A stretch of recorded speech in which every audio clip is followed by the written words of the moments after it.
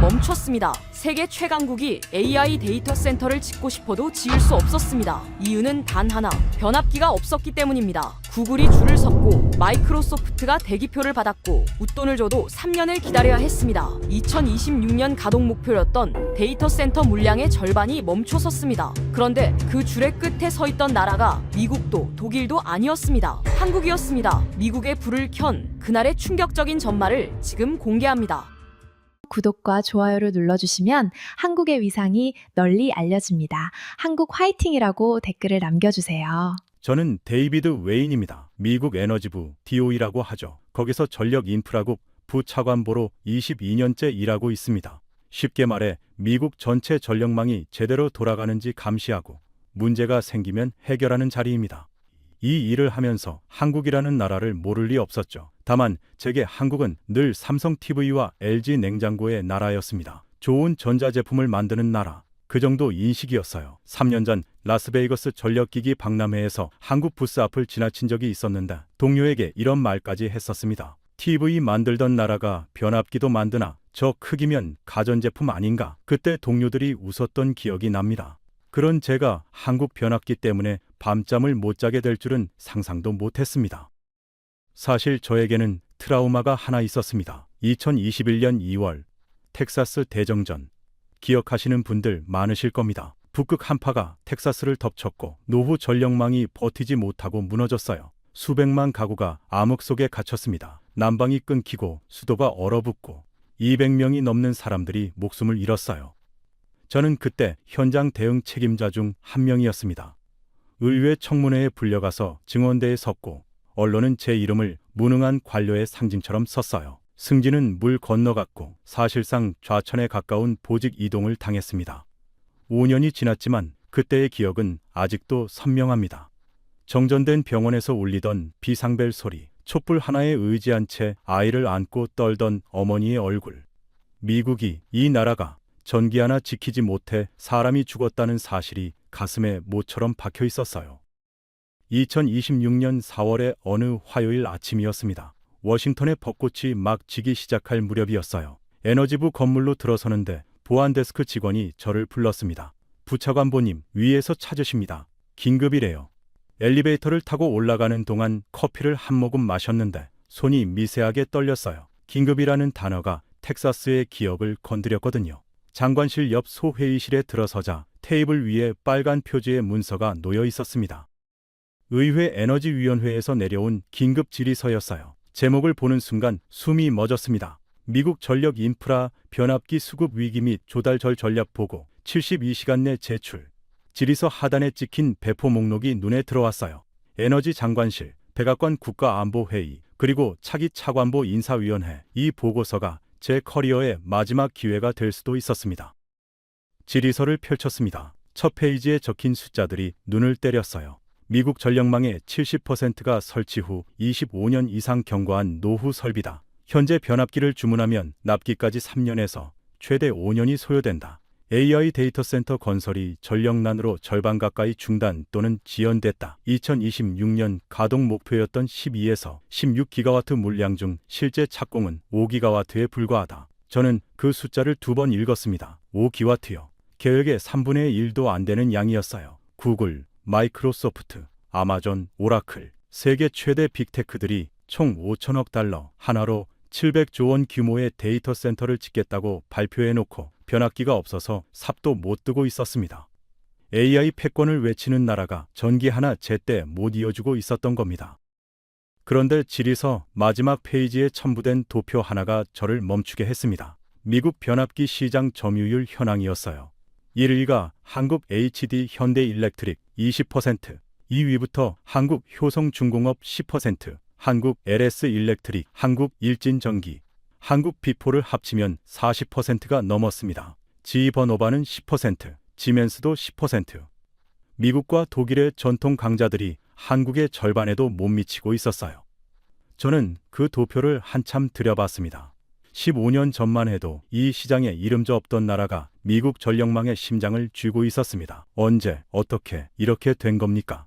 저는 책상 서랍에서 핸드폰을 꺼내 제이슨 위에게 전화를 걸었어요. 한국계 미국인 3세 MIT 전기공학 석사, 전력기기 분석 전문 엔지니어, 제 팀에서 3년째 일하고 있는 사람이었죠. 제이슨, 긴급이다. 지금 와라. 제이슨이 5분 만에 올라왔습니다. 질의서를 건네자 그는 첫 페이지부터 끝까지 빠르게 훑었어요. 다 읽고 나서 안경을 밀어 올리며 저를 봤습니다. 저는 물었죠. 이거 얼마나 심각한 건가? 제이슨이 담담하게 답했어요. 심각합니다. 미국 전력망 현재 용량이 1300기가와트인데 2040년까지 2500기가와트로 늘려야 합니다. 거의 2배요. 그런데 그걸 가능하게 하는 핵심 장비가 변압기입니다. 변압기 없이는 발전소에서 만든 전기를 가정과 공장으로 보낼 수 없어요. 지금 미국에서 변압기를 주문하면 빨라야 3년, 길면 5년을 기다려야 합니다. 저는 되물었습니다. 그럼 누가 공급하고 있는 거지? GE는? 제이슨이 고개를 저었어요. GE 점유율은 10%입니다. 지멘스도 10%고요. 미국과 유럽 업체들이 생산 능력을 확대하지 못한 사이에 한국이 올라왔습니다. 저는 의자 등받이에 기대며 천장을 올려다봤어요. 한국이라 TV 만들던 나라가 72시간 시간이 없었습니다. 제이슨, 현장을 가봐야 할 것 같다. 엘라베마에 한국 변압기 공장이 있다며 제이슨이 고개를 끄덕이며 말했어요. HD 형대 일렉트릭 몽고메리 공장입니다. 연중 풀가동 중이고 크리스마스에도 쉬지 않는다고 합니다. 하지만 제가 자리에서 일어나기도 전에 소회의실 문이 열렸습니다. 들어온 사람을 보는 순간 저는 속으로 한숨을 쉬었어요. 리처드 모건, 전 GE 버노바 부사장 출신, 현 미국 전력기기 산업협회 회장. 가죽 서류 가방을 든 손이 문고리를 놓기도 전에 그의 입이 먼저 열렸습니다. 웨인, 이건 내가 먼저 이야기할 게 있어. 그때까지만 해도 저는 몰랐습니다. 이 사람과의 싸움이 72시간 내내 이어질 줄은요. 리처드 모건이라는 사람을 한마디로 설명하기는 어렵습니다. 다만 그가 방에 들어오면 공기가 바뀐다는 건 확실했어요. 64세, 회색 수트에 보스턴 억양, 악수할 때 상대 손을 아래로 누르는 사람이었습니다. GE 버노바에서 부사장까지 올라갔어요. 미국 전력망에 들어가는 변압기를 40년간 팔아온 사람이죠. 퇴직 후 미국 전력기기 산업협회 회장이 됐는다. 업계에서는 GE의 그림자라고 불렀습니다. 의회에 그의 전화를 안 받는 에너지위원이 없었어요. 늘 가죽 서류 가방을 들고 다녔고 말버릇이 있었습니다. 우리가 만든 전력망입니다. 우리에 한국이 포함된 적은 단 한 번도 없었죠. 모건이 소회의실 탁자에 서류 가방을 탁 내려놓았습니다. 잠금 장치를 딸깍 열더니 서류 뭉치를 꺼냈어요. 허락도 없이 벽면 스크린에 자기 노트북을 연결하더군요. 화면에 뜬 제목이 저를 멈추게 했습니다. 한국 전력기기의 미국 시장 침투, 산업 안보 위협 분석. 침투라는 단어를 보는 순간 속이 불편해졌어요. 마치 한국이 적국인 것처럼 들렸으니까요. 모건이 레이저 포인터를 들고 입을 열었습니다. 웨인, 감정 빼고 숫자만 봅시다. 미국 전력기기 산업이 연간 창출하는 고용이 12만 명입니다. 이 일자리들이 사라지고 있어요. 그가 다음 슬라이드를 넘겼습니다. 미국 전력기기 업체들의 시장 점유율 추이 그래프였는데 2015년을 기점으로 GE와 지만스가 완만하게 내려가고 그 아래에서 한국 업체들이 가파르게 올라오고 있었어요. 모건이 그래프를 손가락으로 찍으며 말했습니다. 보이십니까? 이 교차점이요. 15년 전만 해도 이 시장에 이름도 없던 나라입니다. 갑자기 올라온 거예요. 이게 정상적인 경쟁으로 가능하다고 봅니까? 덤핑이 아니면 불가능합니다. 제이슨 리가 조용히 손을 들었어요. 회장님, 한국 업체의 변압기 가격 데이터를 확인하셨습니까? 대당 60억에서 100억 원 수준입니다. GE보다 싼 것도 아닙니다. 모건이 제이슨을 힐끗 봤어요. 눈가가 살짝 좁아졌습니다. 리 엔지니어, 가격이 전부가 아닙니다. 핵심은 안보예요. 변압기가 뭔지 아십니까? 발전소에서 만든 전기를 가정과 공장으로 보내는 심장입니다. 이 심장을 외국 기업이 쥐고 있다면 그건 안보 위협이에요. 중국산은 막아놨지 않습니까? 한국은 괜찮다고요? 외국은 외국입니다. 저는 팔짱을 끼고 모건의 프레젠테이션을 지켜봤습니다. 인정하기 싫었지만 논리의 구멍이 안 보였어요. 안보 문제. 이건 반박하기 어려운 프레임이었으니까요. 모건이 다음 카드를 꺼냈습니다. 두 번째 문제, 기술 의존성입니다. 화면에 미국 변압기 공급망 도표가 떴어요. 한국산 변압기가 미국 전력망의 40%를 차지한다는 건 미국 전력의 40%가 한국의 인질로 잡혀 있다는 겁니다. 한국이 공급을 중단하면, 부품을 안 보내면, 정비를 거부하면 2021년 텍사스가 전국으로 번집니다. 그 말에 제 심장이 쿵 하고 내려앉았어요. 텍사스. 그 이름만 나오면 아직도 손이 떨립니다. 모건은 제 약점을 정확히 알고 있었어요. 그가 목소리를 낮추며 핵심을 찔렀습니다. 웨인, 이건 안보 문제인 동시에 당신의 문제입니다. 텍사스 때 당신이 뭘 겪었는지 다 알아요. 이번에 또 실수하면 돌이킬 수 없습니다. 정치적 압박까지 거는 순간 공기가 바뀌었어요. 제이슨이 의자 등받이에 살짝 기댄 걸 보니 그도 느꼈을 겁니다. 이건 단순한 기술 보고서가 아니라 정치적 지뢰밭이었습니다. 모건이 다음 슬라이드를 넘기며 말했어요. 오하이오, 펜실베이니아, 텍사스, 전력기기 공장이 있는 주들입니다. 한국산이 들어올 때마다 이 주에서 표가 빠집니다. 의회가 왜 72시간짜리 보고서를 요구했겠습니까? 중간 선거가 14개월 앞이기 때문이에요. 모건이 자리에서 일어나며 마지막 슬라이드를 띄웠어요. 화면에 큼지막한 문장이 하나 있었습니다. 결론, 한국 전력기기의 미국 시장 확대는 국가 안보에 반한다. 바이 아메리칸 원칙에 따라 제한 조치를 권고한다. 저는 그 문장을 보며 속으로 혀를 찼어요. 이 사람은 보고서를 쓰러 온 게 아니라 결론을 가지고 온 겁니다.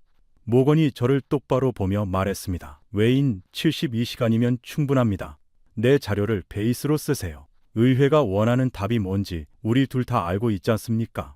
그가 서류 가방에서 USB를 꺼내 탁자 위에 톡 놓았습니다. 가죽 서류 가방의 잠금 장치가 딸깍 닫히는 소리가 묘하게 크게 들렸어요.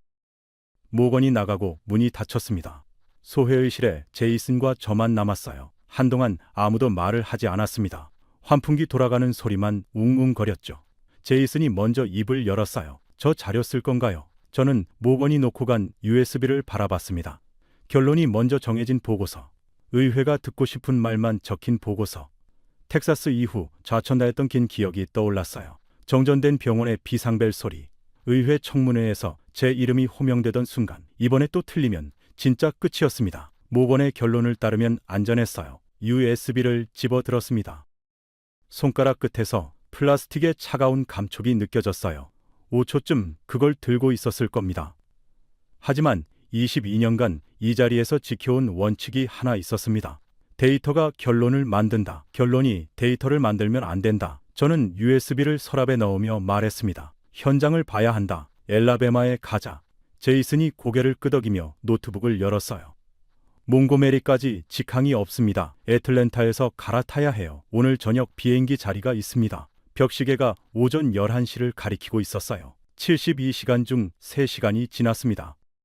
하지만 그때까지만 해도 저는 한 가지를 몰랐습니다. 모건이 단순한 협회장이 아니라는 걸요. 그가 USB에 담아온 결론은 이미 의회 에너지위 핵심 의원 2명에게 사전 브리핑된 상태였어요. 그리고 모건의 서류 가방 안에는 미국 전력기기 산업보호법 초안이 들어있었습니다. 한국산 변압기에 대한 특별 관세를 부과하는 법안이었죠. 제가 어떤 보고서를 쓰든 모건의 결론과 다르면 정치적 충돌이 불가피했어요. 모건의 편을 들면 승진이 쉬워지고 데이터를 따르면 적을 만드는 구조였습니다. 저는 코트를 집어들며 제이슨에게 말했어요. 가서 직접 보자. 한국 변압기가 대체 뭐가 다른 건지. 엘라베마에서 제가 마주하게 될 것은 모건의 논리를 송두리째 뒤집어 놓을 현실이었습니다. 그때의 저는 아직 그걸 몰랐어요. 엘라베마주 몽고메리 공항에 내린 건 다음 날 아침 9시였습니다. 4월의 남부는 이미 더웠어요. 공항 밖으로 나오자 습한 공기가 얼굴을 감쌌습니다. 렌터카를 몰고 20분. 몽고메리 외곽 산업단지로 들어서자 HD 현대일렉트릭이라는 간판이 보였어요. 공장 규모가 생각보다 컸습니다. 주차장에 차들이 빼곡했고 정문 앞에 대형 트레일러 3대가 줄지어 서 있었어요. 완성된 변압기를 실어 나르는 차량이었습니다. 저는 차에서 내려 공장 건물을 올려다봤어요. 벽면에 태극기와 성조기가 나란히 걸려 있었습니다. 그 아래에 영어와 한국어로 표어가 적혀 있었죠. 퀄리티 이즈 아워 프라이드. 품질이 우리의 자존심이다. 공장 안으로 들어서는 순간 기름 냄새와 구리 냄새가 동시에 밀려왔습니다. 공장장 강진호가 저를 맞았습니다. 50대 초반, 짧은 머리에 작업복 차림이었어요. 악수를 하는데 손에 굳은 살이 단단하게 박혀 있었습니다. 30년간 변압기를 만져온 손이었죠. 강 공장장이 단도직입적으로 물었어요. 워싱턴에서 뭘 확인하러 오셨습니까? 저는 솔직하게 답했습니다. 한국 변압기가 미국 전력 안보에 적합한지 평가하러 왔습니다. 강 공장장의 표정이 미묘하게 변했어요. 웃음도 불쾌함도 아닌 뭐라고 해야 할까요? 마치 이 질문을 수백 번 들어봤다는 듯한 얼굴이었습니다. 그가 저를 데리고 공장 내부로 들어갔어요. 그럼 직접 보시죠. 첫 번째로 들어간 곳은 초고압 변압기 조립동이었습니다. 천장이 5층 건물 높이만큼 높았고 크레인이 머리 위를 천천히 지나갔어요. 조립동 한가운데에 완성 직전에 변압기가 놓여 있었는데 크기에 입이 벌어졌습니다. 높이 4m, 무게 200톤이 넘는 거대한 철덩어리였어요. 강 공장장이 변압기 옆에 서서 설명을 시작했습니다.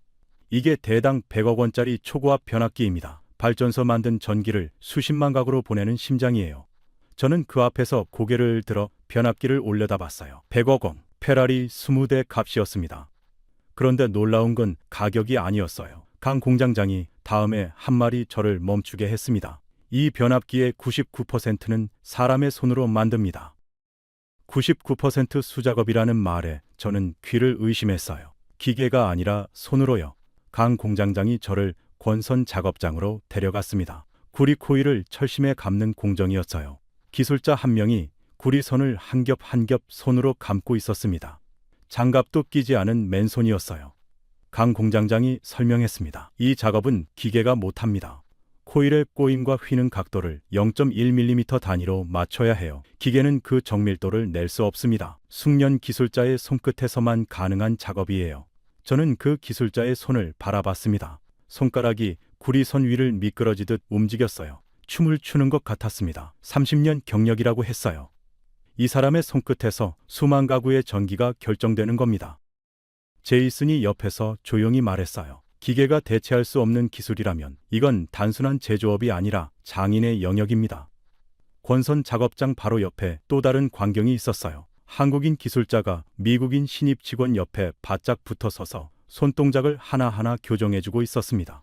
한국어와 영어가 섞인 대화가 들렸어요. 강 공장장이 설명했습니다. 한국식 도제 교육입니다. 1대1로 붙어서 최소 2년을 가르칩니다. 이 기술은 매뉴얼로 전달이 안 됩니다. 손에서 손으로 넘겨야 해요. 미국 신입 직원의 표정이 진지했어요. 한국 기술자의 손끝을 눈으로 쫓으며 똑같이 따라하고 있었습니다. 한국의 기술이 미국인의 손으로 옮겨지고 있었어요. 저는 그 자리에서 모건에게 전화를 걸었습니다. 모건, 한국 변압기가 덤핑이라고 했죠. 대당 100억 원짜리입니다. 99% 수작업이에요. GE 변압기보다 싼 것도 아닙니다. 전화기 너머로 잠시 침묵이 흘렀어요. 그리고 모건의 목소리가 돌아왔습니다. 그래요. 비싸다 칩시다. 그런데 왜인? 품질은 어떤데요? 미국 전력망에 들어가는 장비입니다. 한국산이 고장나면 수십만 가구가 멈춰요. 불량률을 확인했습니까? 일리 있는 질문이었어요. 저도 그 부분이 궁금했으니까요. 전화를 끊고 강 공장장에게 물었습니다. 불량률이 어떻습니까? 강 공장장이 사무실로 저를 데려갔어요. 벽면에 품질 관리 대시보드가 걸려 있었습니다. 숫자를 보는 순간 눈이 커졌어요. 불량률 거의 제로. 단순 불량도 1년에 한 건 나올까 말까 하는 수준입니다. 강 공장장이 담담하게 말했어요. 저는 그 숫자를 2번 읽었습니다. 거의 제로라고요? 오후에 출하장으로 이동했습니다. 완성된 변압기가 대형 트레일러에 실리는 광경을 봤어요. 그런데 특이한 게 있었습니다. 공장 안에 철로가 깔려 있었어요. 강 공장장이 설명했습니다. 변압기가 너무 크고 무거워서 도로 운송만으로는 한계가 있습니다. 그래서 공장 안에 직접 철로를 건설했어요. 생산 라인에서 바로 기차에 싣습니다. 이걸로 배송 기간을 일주일 이상 단축했어요. 저는 공장 안에 깔린 철로를 바라봤습니다. 변압기 하나를 더 빨리 보내기 위해 공장 안에 철기를 까는 나라. 이 사람들은 대체 어디까지 하는 건가? 강 공장장이 덧붙였어요. 지금 주문이 5년치가 밀려 있습니다. 크리스마스에도 추수감사절에도 쉬지 않습니다. 고객이 기다리고 있으니까요. 저는 출하장 한쪽에 서서 트레일러가 공장을 빠져나가는 모습을 지켜봤어요. 주파장 옆 게시판에 채용 공고가 붙어 있었습니다. 신입 기술자 시급 $20. 몽고메리 지역 평균보다 30% 높은 수준이었어요. 강 공장장이 말했습니다. 여기서 일하고 싶어 하는 미국 사람들이 줄을 서 있습니다. 지금도 이 공장 착공 준비 중이에요. 3천억 원 추가 투자입니다. 저 변압기가 미국 어딘가의 전력망에 들어가 수만 가구의 불을 켤 겁니다. 그리고 그걸 만든 건 한국 기술과 미국 노동자의 손이었어요. 저녁, 몽고메리 시내 호텔 방으로 돌아와 모건에게 두 번째 전화를 걸었습니다. 하루 동안 확인한 데이터를 정리해서 전달했어요. 대당 100억 원, 99% 수작업, 불량률 제로, 공장 내 철로 건설, 5년치 주문 밀림, 연중무휴 가동, 그리고 한 가지를 더 덧붙였어요. 영업이익률이 24.9%입니다. 모건. 제조업에서 25%에 가까운 마진을 찍는 회사가 세계에 몇 개나 됩니까? 이건 싸게 파는 게 아닙니다. 비싸게 팔면서도 줄이 서는 겁니다. 전화기 너머로 모건이 코웃음을 쳤습니다. 그래요. 공장이 열심히 도는 건 인정합시다. 그런데 웨인, 핵심을 놓치고 있어요. 아무리 잘 만들어도 외국 기업이라는 사실은 변하지 않습니다. 한국 본사가 갑자기 공급을 중단하면, 미중 갈등이 확대되어 한국이 중국 편을 들면 안보 자산을 외국 기업 하나에 맡기는 건 도박입니다. 저는 전화를 끊고 침대에 앉았어요. 솔직히 모건의 말에 일리가 있었습니다. 품질과 납기는 한국이 압도적이었지만 공급 안정성은 다른 문제였으니까요. 제이슨이 옆 방에서 문을 두드렸습니다. 노트북을 들고 들어온 그의 얼굴에 묘한 빛이 있었어요. 부차관보님, 제가 밤새 분석한 자료가 있습니다. 이걸 보시면 모건 회장의 안보 논리가 근본부터 틀렸다는 걸 알 수 있을 겁니다. 하지만 그 이야기는 아직 할 때가 아닙니다. 72시간 중 남은 시간은 48시간. 아직 꺼내지 않은 카드가 있었습니다. 제이슨이 펼친 노트북 화면에는 스프레드 시트가 떠 있었습니다. 제목은 미국 변압기 시장 공급망 구조 분석이었어요. 워싱턴에서 엘라베마로 오는 비행기 안에서만 만든 자료였죠. 저는 호텔 침대 끝에 앉아 화면을 들여다봤습니다. 제이슨이 설명을 시작했어요. 모건 회장이 한국산 변압기를 막아야 한다고 했죠? 안보 위협이라고요. 맞습니다. 안보는 중요합니다. 그런데 한국을 막으면 누가 변압기를 공급합니까? 제이슨이 스프레드 시트의 첫 번째 열을 가리켰어요. 미국 변압기 시장 점유율 현황이었습니다. HD 현대 일렉트릭 20%, 효성중공업, LS 일렉트릭, 일진전기까지 합치면 한국 빅4가 40% 이상, 지이버노바 10%, 지멘스 10%, 한국을 빼면 미국 시장의 40%가 사라집니다. 지이와 지멘스가 그 물량을 채울 수 있을까요? 제이슨이 다음 열을 가리켰어요. 지이버노바의 연간 생산 능력과 현재 수주량 비교표였습니다. 이미 풀가동 중입니다. 여유 물량이 없어요. 그 말이 머릿속에서 퍼즐처럼 맞춰졌습니다. 모건은 한국을 막으면 미국 업체가 그 자리를 채울 거라고 했어요. 하지만 지인은 10%도 간신히 유지하고 있었고 증설에는 최소 5년이 걸렸습니다. 한국을 빼는 순간 미국 변압기 시장에 40%짜리 구멍이 뚫리는 거였어요. 저는 제이슨에게 물었습니다. 지희가 증설하면 되는 거 아닌가? 제이슨이 고개를 저었어요. 부차관보님, 변압기 공장은 반도체 공장처럼 돈만 넣는다고 되는 게 아닙니다. 99% 수작업이라고 했지 않습니까? 숙련 기술자를 키우는 데만 최소 5년에서 10년이 걸립니다. 공장을 지어도 사람이 없으면 변압기는 안 나옵니다. 저는 의자에 기대며 천장을 올려다봤어요. 모건의 논리가 근본부터 흔들리는 순간이었습니다. 한국을 막을 수는 있어요. 하지만 그 빈자리를 채울 방법이 없었습니다. 제이슨이 두 번째 탭을 열었어요. 그리고 이게 진짜 문제입니다. 화면에 뜬 건 한국전력기기 기업들의 미국 내 투자 현황이었습니다. HD 현대 일렉트릭, 엘라베마 몽고메리 공장, 제2공장 착공 중, 추가 투자 3천억 원, 효성중공업, 테네시주 멤피스 공장, LS 일렉트릭, 텍사스 공장 계획 중. 저는 목록을 훑으며 눈이 커졌어요. 이 회사들이 전부 미국 땅에 공장을 짓고 있다고. 제이슨이 고개를 끄덕였습니다. 미국 땅에서 미국인을 고용하고 미국 전력망에 들어갈 변압기를 만들고 있습니다. 오늘 공장에서 보셨지 않습니까? 채용 공고, 시급 $20, 한국식 도제 교육으로 미국 기술자를 양성하고 있어요. 이게 외국 기업입니까? 저는 아무 말도 할 수 없었습니다. 모건이 외국은 외국이다 라고 했던 말이 떠올랐어요. 하지만 눈앞의 데이터는 정반대를 말하고 있었습니다.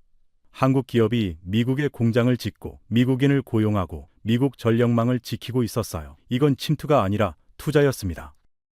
다음 날 아침, 저는 제이슨과 함께 호텔 로비에서 모건에게 전화를 걸었습니다. 모건, 한 가지만 물어보겠습니다. 뭡니까? GE 버너바의 현재 미국 변압기 시장 점유율이 얼마인지 아십니까? 전화기 너머로 잠시 침묵이 흘렀어요. 제가 이어 말했습니다. 10%입니다. 당신이 40년간 일했던 GE가 10%예요. 지멘스도 10%입니다. 그런데 HD 현대 일렉트릭 혼자 20%입니다.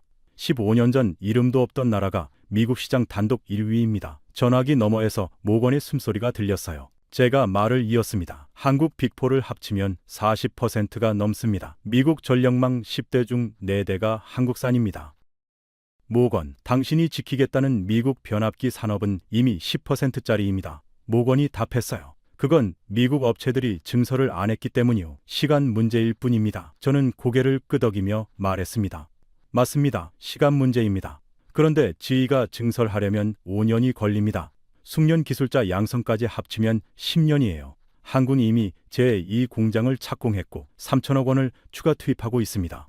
울산 공장도 동시 증설 중이에요. 시간 싸움에서도 한국이 이기고 있는 겁니다. 전화기 너머에서 모건의 서류 가방 여닫는 소리가 들렸어요. 딸깍 딸깍. 그가 초조해지고 있었습니다.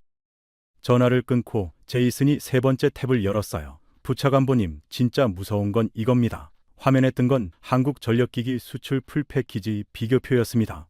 가로축에 미국 GE, 독일 지멘스, 프랑스 슈나이더, 한국이 나열되어 있었고 세로축에는 초고압 변압기, GIS 가스 전련 개폐 장치, HVDC 초고압 직류 송전, 스테콤 무효 전력 보상, 친환경 절연유 변압기, 스마트 그리드 솔루션이라는 항목이 있었어요. GE 열에는 변압기에만 동그라미가 쳐져 있었습니다. 지멘스도 변압기와 GIS 2개뿐, 슈나이더는 GIS만. 그런데 한국 열에는 모든 항목에 동그라미가 쳐져 있었어요. 전부요. 제이슨이 말했습니다. 한국은 변압기만 파는 게 아닙니다. 전력망 전체를 파는 겁니다. 발전소에서 가정까지 전기가 흐르는 모든 구간의 장비를 원스톱으로 공급할 수 있는 나라는 세계에서 한국밖에 없습니다. 저는 그 표를 한참 들여다봤어요. 등받이에서 몸을 일으켜 화면에 얼굴을 가까이 가져갔습니다. 손가락으로 한국 열의 동그라미를 하나씩 짚었어요. 6개. 이건 단순한 제조업이 아니었습니다. 한번 들어오면 빠져나갈 수 없는 시스템을 통째로 깔아주는 거였어요. 제이슨이 마지막 데이터를 보여줬습니다. 한국전력기기 3사의 북미 수주잔고 합산 30조 원 돌파. HD 현대 단독으로 11조 6천억 원. 효성중공업은 초고압 차단기까지 독자 개발 완료. 부차관보님, 이 숫자가 의미하는 바를 아시겠습니까? 한국을 빼면 미국 전력망 확장 자체가 불가능합니다. 1300기가와트에서 2500기가와트로 가려면 한국이 필요합니다. 선택이 아니라 필수입니다. 저는 노트북을 닫으며 창밖을 봤어요. 엘라베마의 아침 햇살이 호텔 주차장 위로 쏟아지고 있었습니다. 모건에게 다시 전화를 걸었어요. 모건, 한 가지만 더 물어보겠습니다. 한국 업체들이 엘라베마, 멤피스, 텍사스에 공장을 짓고 미국인을 고용하고 있습니다. 시급 $20, 지역 평균보다 30% 높습니다. 제2 공장에 3천억 원을 투자하고 있어요. 이걸 막으면 사라지는 건 한국 기업이 아니라 미국 일자리입니다. 당신이 지키겠다는 그 일자리를 당신의 논리가 죽이는 겁니다. 전화기 너머에서 모건이 한참 동안 말이 없었어요. 그리고 낮은 목소리로 답했습니다. 웨인, 당신 결론이 의외의 기대와 다르면 곤란해질 거요. 잘 생각하시오. 전화가 끊겼습니다. 협박이었어요. 72시간 중 남은 시간은 36시간이었습니다. 엘라베마를 떠나기 전에 한 곳을 더 보기로 했습니다. 강 공장장이 야간 교대조 작업 현장을 보여주겠다고 했거든요. 밤 9시 다시 공장으로 향했습니다. 낮에 봤던 것과는 완전히 다른 분위기였어요. 주차장에 차가 빼곡했고 공장 전체에 불이 환하게 켜져 있었습니다. 밤인데도 낮처럼 돌아가고 있었어요. 공장 안으로 들어서자 용접 불꽃이 여기저기서 터지고 있었고 크레인이 천천히 머리 위를 지나갔습니다. 구리 냄새와 기름 냄새가 낮보다 더 진했어요. 방 공장장이 말했습니다. 24시간 3교대입니다. 주문이 밀려 있으니까요. 여기 있는 사람들 절반은 한국에서 파견 나온 기술자들이에요. 저는 작업자들의 얼굴을 살펴봤습니다. 한국인과 미국인이 섞여 있었어요. 한국어와 영어, 그리고 손짓이 뒤섞인 공간이었습니다. 초고압 변압기 총조립 구역으로 들어갔을 때 한 사람이 눈에 들어왔습니다. 50대 초반의 한국인 기술자였어요. 변압기 내부에 상체를 집어넣고 권선 상태를 점검하고 있었습니다. 이마에 땀이 줄줄 흘러내리고 있었고 작업복 팔꿈치가 기름으로 까맣게 물들어 있었어요. 강 공장장이 귀옛말로 알려줬습니다. 김 기장입니다. 울산에서 30년째 변압기를 만들고 있어요. 이 공장의 기술 기둥이죠. 미국 신입들 교육도 이 사람이 도마바 합니다. 김 기장이 변압기에서 몸을 빼더니 저와 눈이 마주쳤어요. 눈 밑에 다크서클이 짙게 깔려 있었습니다. 손등에 작은 상처 자국이 여러 개 있었고 손가락 마디마디에 굳은 살이 단단하게 박혀 있었어요. 30년의 흔적이었습니다. 통역을 통해 몇 마디 나눴어요. 김 기장은 울산에서 비행기를 타고 왔다고 했습니다. 출발 전날까지 울산 공장에서 야근을 하고 인천에서 애틀랜타까지 14시간을 날아온 뒤 공항에서 바로 이 공장으로 왔다고요. 저는 물었습니다. 쉬지도 않고 바로 작업에 들어온 겁니까? 김 기장이 통역 없이도 알아들었는지 고개를 끄덕이며 웃었어요. 납기, 약속, 영어 단어 2개였지만 그 안에 모든 게 담겨 있었습니다. 강 우장장이 옆에서 덧붙였어요. 이 사람이 여기 온 건 돈 때문이 아닙니다. 울산에서 받는 급여가 여기보다 높아요. 다만 미국 공장이 아직 숙련 기술자가 부족해서 직접 와서 가르치는 겁니다. 자기 기술을 미국 사람들한테 물려주려고요. 저는 김 기장을 따라 권선 작업장으로 갔습니다. 그가 미국인 신입 직원 옆에 붙어서 구리 코일 감는 법을 가르치고 있었어요. 신입의 손이 떨리자 김 기장이 그 손 위에 자기 손을 올려놓았습니다. 아무 말 없이 손목의 각도를 교정해 줬어요. 그 모습을 보는데 가슴이 묘하게 뜨거워졌습니다. 저는 작업이 끝나고 김 기장에게 한 가지를 더 물었어요. 왜 변압기를 만들기 시작했습니까? 한국이 이 기술을 처음부터 가지고 있었던 건 아니지 않습니까? 김 기장이 작업 장갑을 벗으며 잠시 멈칫했습니다. 통역을 통해 천천히 말했어요. 저는 경상남도 시골에서 태어났습니다. 1970년대요. 우리 동네에는 변압기가 부족했어요. 미국에서 수입해야 했는데 고장나면 부품이 올 때까지 마을 전체가 깜깜했습니다. 김 기장의 눈빛이 먼 곳을 향했어요. 아버지가 촛불 밑에서 밥을 차려주시던 게 아직도 생생합니다. 어머니가 촛불 하나로 바느질을 하셨어요. 그때 아버지가 말씀하셨습니다. 언젠가 직접 만들어야 한다고요. 공장 안이 이상하게 조용해졌습니다. 용접 불꽃이 잠시 멈추고 근처에 있던 기술자 몇 명이 이쪽을 보고 있었어요. 김 기장이 말을 이었습니다. 그래서 공업고등학교를 나와서 변압기 공장에 들어갔습니다. 처음엔 바닥 청소부터 시작했어요. 선배 기술자 옆에 붙어서 10년을 배웠습니다. 손에서 손으로 기술을 넘겨받았죠. 지금 제가 여기 미국 공장에서 똑같이 하고 있는 겁니다. 저는 그 말을 듣고 아무 대답도 할 수 없었어요. 1970년대 한국. 변압기 하나 만들지 못해 미국에서 수입하고 고장나면 어둠 속에서 기다려야 했던 나라. 그 나라의 아이가 공업고등학교를 나와 30년간 손끝으로 기술을 쌓아 지금 미국 공장에서 미국 사람들에게 그 기술을 가르치고 있었습니다. 아버지가 어둠 속에서 기다리던 그 변압기를 이제 아들이 만들어 미국에 보내고 있었어요. 수입국에서 1위 공급국으로. 50년 만에 완전한 역전이었습니다. 목이 조여왔습니다. 손끝이 떨렸어요. 저는 고개를 돌려 공장 천장을 올려다봤습니다. 크레인이 천천히 지나가고 형광등 불빛이 눈에 따가웠어요. 제이슨이 옆에서 고개를 숙이고 있었습니다. 안경 너머로 눈가가 붉어진 게 보였어요. 한국계 3세인 그에게 이 장면이 어떤 의미일지 저는 감히 물을 수 없었습니다. 숫자가 떠올랐어요. 1970년대 한국은 변압기를 미국에서 수입하던 나라였습니다. 2026년 한국은 미국 변압기 시장 점유율 40%, 단독 1위, 수주잔고 30조 원. 영업이익률 24.9%, 0.1mm 오차를 손끝으로 잡아내는 장인 기술. 이건 기적이 아니었어요. 촛불 밑에서 밥을 먹던 아이가 30년간 손끝에 기름때를 묻히며 쌓아올린 결과였습니다. 저는 김 기장에게 다가가 악수를 청했어요. 그의 손은 거칠었습니다. 구리선에 긁힌 자국, 굳은 살, 30년의 무게가 느껴지는 손이었어요. 감사합니다라는 말밖에 나오지 않았습니다. 김 기장이 고개를 살짝 숙이며 웃었어요. 그리고 다시 장갑을 끼고 변압기 안으로 몸을 집어넣었습니다. 용접 불꽃이 다시 터졌어요. 공장을 나선 건 밤 11시가 넘어서였습니다. 차에 오르며 제이슨에게 말했어요. 모건이 말했지. 한국은 15년 전만 해도 이 시장에 이름도 없었다고. 맞아. 미국 시장에서는 그랬어. 하지만 한국은 50년 전부터 변압기를 만들어 왔어. 촛불 밑에서 시작한 거야. 어둠 속에서 기다리는 게 어떤 건지 아는 사람들이 만든 변압기야. 제이슨이 한참 동안 창밖을 보다가 조용히 답했어요. 부차관보님, 보고서에 뭘 쓸 건지 이제 결정하셨습니까? 저는 고개를 끄덕였습니다. 결정이 섰어요. 모건이 뭐라고 하든 의회가 뭘 기대하든 데이터가 말하는 결론을 쓸 겁니다. 몽고메리의 밤하늘에 별이 총총해 쌓여 72시간 중 남은 시간은 30시간이었습니다. 하지만 아직 모건과의 마지막 싸움이 남아 있었어요. 워싱턴 덜레스 공항에 내린 건 다음 날 오전 11시였습니다. 엘라베마에서 애틀랜타를 거쳐오는 동안 한숨도 못 잤어요. 비행기 안에서 제이슨과 번갈아가며 보고서 초안을 썼습니다. 데이터는 충분했어요. 공장 현장의 품질, 점유율 비교, 공급망 분석, 풀패키지 구조. 문제는 결론이었습니다. 모건이 원하는 결론과 데이터가 말하는 결론이 정반대였으니까요. 택시를 잡아 곧장 에너지부로 향했습니다.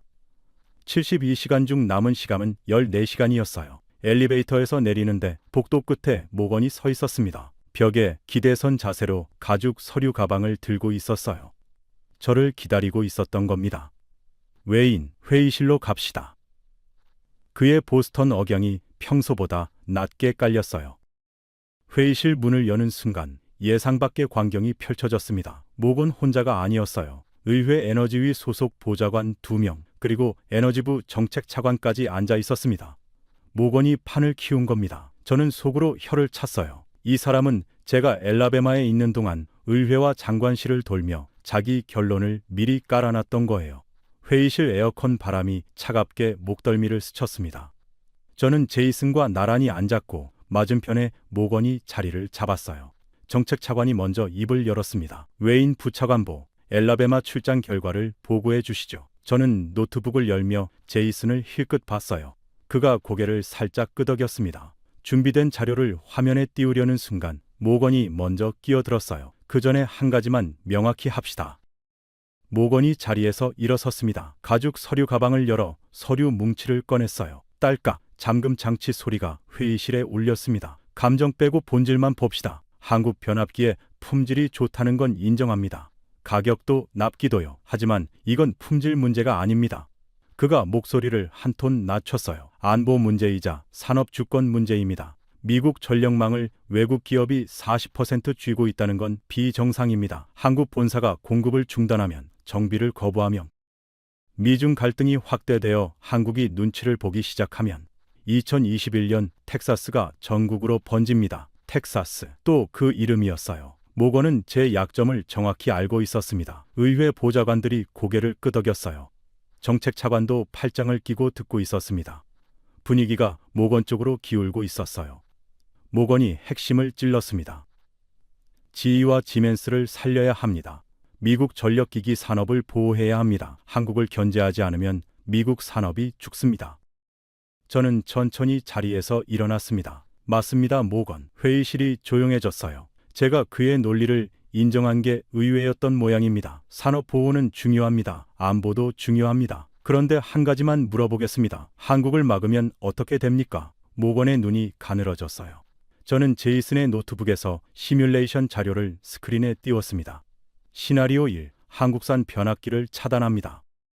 미국 시장의 40%가 사라집니다. 지인은 지금 10%로 풀가동 중이에요. 증설에 5년, 기술자 양성에 10년. 그 10년 동안 미국 전력망 노후 변압기 교체가 멈춥니다. 저는 잠시 숨을 고르고 말했어요. 2021년 텍사스에서 200명이 죽었습니다. 모건. 노후 전력망이 버티지 못해서요. 한국을 막으면 그 텍사스가 전국으로 번집니다. 다음엔 몇 명입니까? 정책차관의 표정이 굳었어요.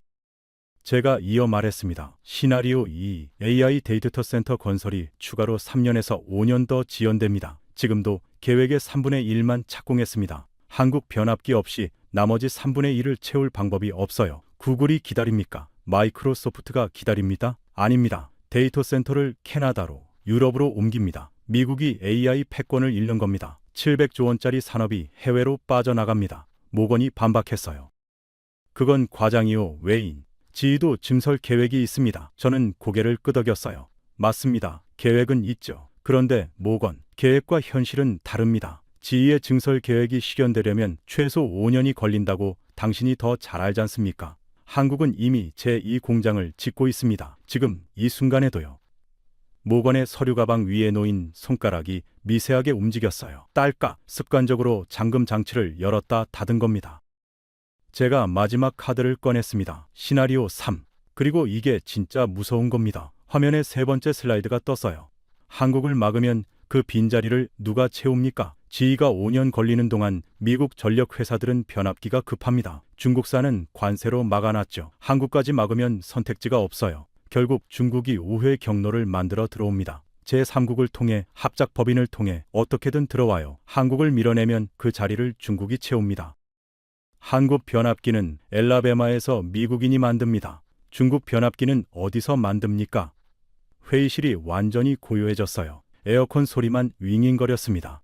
모건, 한국은 미국 땅에 공장을 짓고 미국인을 고용하고 시급 $20를 주고 3천억 원을 추가 투자하고 있습니다. 한국을 막는 순간 미국의 불이 꺼집니다. 그게 산업보호입니까?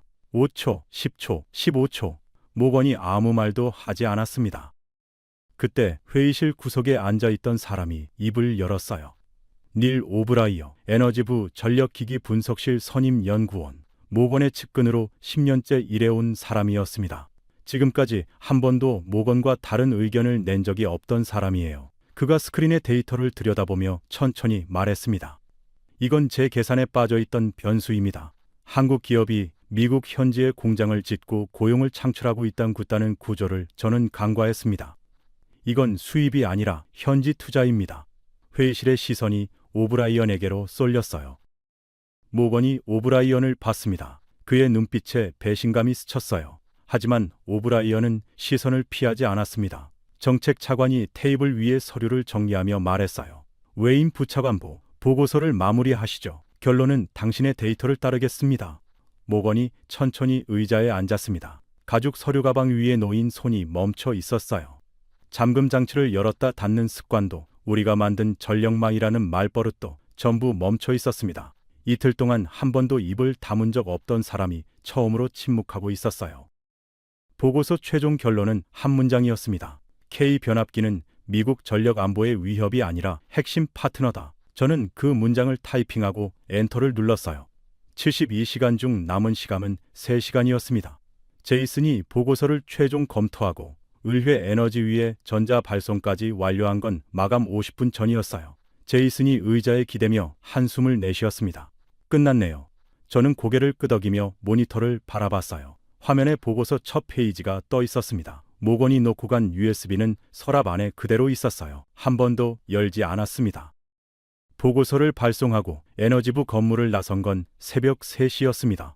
워싱턴의 4월 새벽은 아직 쌀쌀했어요. 코트깃을 세우고 걸었습니다. 거리가 텅 비어 있었어요. 하지만 거리는 어둡지 않았습니다. 가로등이 환하게 켜져 있었고 신호등이 깜빡였고 편의점 간판이 빛나고 있었어요.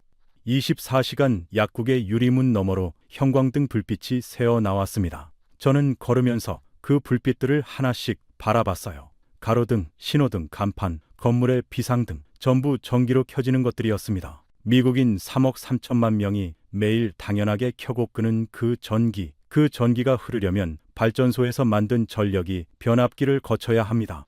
그리고 그 변압기의 40%를 지금 한국이 만들고 있었어요. 워싱턴의 이 가로등 불빛 뒤에 한국의 손끝이 있었습니다. 내셔널몰 방향으로 걸었어요. 멀리 워싱턴 기념탑의 꼭대기에 빨간 항공등이 깜빡이고 있었습니다. 걸으면서 지난 72시간이 필름처럼 돌아갔어요. 의회 질의서를 받고 숨이 멎었던 화요일 아침.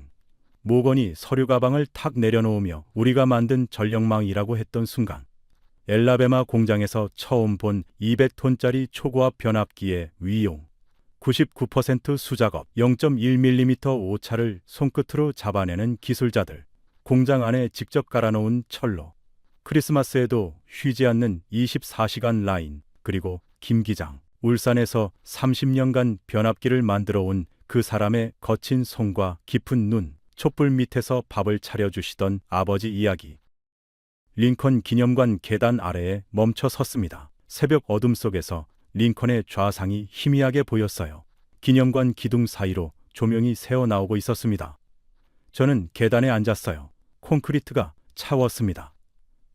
김 기장이 했던 말이 계속 머릿속을 맴돌았어요. 아버지가 촛불 밑에서 밥을 차려주시던 게 아직도 생생합니다. 1970년대 한국, 변압기 하나 만들지 못해 미국에서 수입하고 고장나면 부품이 올 때까지 마을 전체가 깜깜했던 나라. 촛불 하나에 의지해 저녁을 먹던 가족들, 그 어둠이 싫어서 공업고등학교에 가고 변압기 공장에 들어가고 바닥 청소부터 시작해 30년을 손에 기름때를 묻혔던 사람. 그리고 지금 그 사람이 미국 엘라베마에서 미국 사람들에게 자기 기술을 가르치고 있었습니다. 촛불 밑에서 시작된 50년의 여정이 이 새벽 워싱턴의 가로등을 밝히고 있었어요.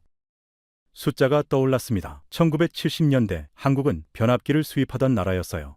2026년 한국은 미국 변압기 시장 점유율 40%, 단독 1위, 수주 잔고 30조 원, 영업이익률 24.9%, 불량률 거의 제로, 5년 주문이 밀려있고 구글과 마이크로소프트가 줄을 서서 기다리는 나라, 엘라베마에 공장을 짓고 테네시에 공장을 짓고 텍사스에 공장을 준비하는 나라, 미국 땅에서 미국인을 고용하고 한국식 도제 교육으로 기술을 전수하는 나라. 이건 침투가 아니었습니다. 이건 기적이었어요. 아니, 기적이라는 말은 정확하지 않습니다. 기적은 하늘에서 떨어지는 거니까요. 이건 촛불 밑에서 밥을 먹던 아이가 30년간 손끝에 굳은 살을 만들며 쌓아올린 결과였습니다. 하늘이 준 게 아니라 사람이 만든 거였어요. 저는 주머니에서 핸드폰을 꺼내 제이슨에게 메시지를 보냈어요. 보고서 잘 마무리했다. 고마웠다. 제이슨의 답장이 바로 왔습니다. 부차관보님, 올바른 결론을 쓰셨습니다. 올바른 결론. 그 말이 마음에 남았어요. 모건에 USB를 썼으면 편했을 겁니다. 의회가 원하는 닭을 적으면 승진에 유리했겠죠. 하지만 데이터가 말하는 결론은 달랐어요. 한국을 막으면 미국의 불이 꺼진다. 한국을 막으면 AI 패권을 잃는다. 한국을 막으면 중국이 들어온다. 그리고 한국을 막으면 엘라베마 공장에서 일하는 미국 노동자들의 일자리가 사라진다. 데이터가 결론을 만든다. 결론이 데이터를 만들면 안 된다. 22년간 지켜온 그 원칙이 오늘도 저를 지켜줬습니다. 집에 돌아온 건 새벽 4시가 넘어서였어요. 현관문을 열자 어둠 속에서 거실의 윤곽이 보였습니다. 불을 켜지 않고 서재로 들어갔어요. 책상 앞에 앉아 노트를 펼쳤습니다. 보고서에는 쓰지 못한 한 문장을 적었어요. 공식 문서에 넣기엔 너무 개인적인 말이었지만 지난 72시간의 진실을 가장 정확하게 담은 문장이었습니다. 한국의 손끝이 미국의 불을 켭니다. 이것이 50년의 역전입니다. 모건은 한국을 위협으로 봤어요. 의회는 경쟁자로 봤습니다. 하지만 제가 엘라베마에서 직접 확인한 현실은 달랐어요. 한국은 위협도 경쟁자도 아니었습니다. 촛불 밑에서 어둠을 견뎠기 때문에, 불이 꺼지는 게 어떤 건지 알기 때문에 미국의 전력망을 가장 절실하게 지키는 사람들이었어요. 0.1mm의 오차도 허용하지 않는 그 장인 정신은 어둠 속에서 태어난 것이었습니다. 펜을 내려놓고 창밖을 봤습니다. 워싱턴의 동쪽 하늘이 조금씩 밝아지고 있었어요. 주황빛이 옅게 번지기 시작했습니다. 건너편 집에 현관등이 켜져 있었어요. 옆집 거실에도 불이 들어와 있었습니다. 새벽 일찍 출근 준비를 하는 사람들이겠죠. 그 평범한 불빛 하나하나의 뒤에 변압기가 있었어요. 그리고 그 변압기를 만든 손이 있었습니다. 촛불 밑에서 시작해 공업고등학교를 나와 30년간 구리선을 감아온 손. 그 손이 지금 미국의 아침을 밝히고 있었어요. 2021년 텍사스의 어둠을 저는 막지 못했습니다. 하지만 다음 어둠은 막을 수 있을지도 모릅니다. 그 열쇠가 한국에 있었어요. 지금까지 미국 에너지부 부차관보의 시선으로 한국 변압기가 어떻게 미국 전력망의 심장이 되었는지를 따라가 봤습니다. 대당 100억 원, 99% 수작업, 불량률 제로, 영업이익률 24.9%, 미국 시장 점유율 40%, 단독 1위, 수주 잔고 30조 원, 5년 주문이 밀려있고 구글과 마이크로소프트가 줄을 서는 나라. 그 나라가 50년 전에는 변압기 하나 만들지 못해 촛불 밑에서 저녁을 먹던 나라였다는 사실을 기억해 주세요. 미국의 AI를, 미국의 전력을, 미국의 일상을 지키는 그 변압기는 한국의 손끝에서 태어납니다. 촛불에서 시작해 미국의 불을 켜는 나라, 대한민국입니다. 이 이야기가 감동적이셨다면 주변에 널리 공유해 주세요. 구독과 좋아요, 그리고 댓글에 대한민국 파이팅 한번 남겨주시면 큰 힘이 됩니다. 지금까지 감동 라이프였습니다. 감사합니다.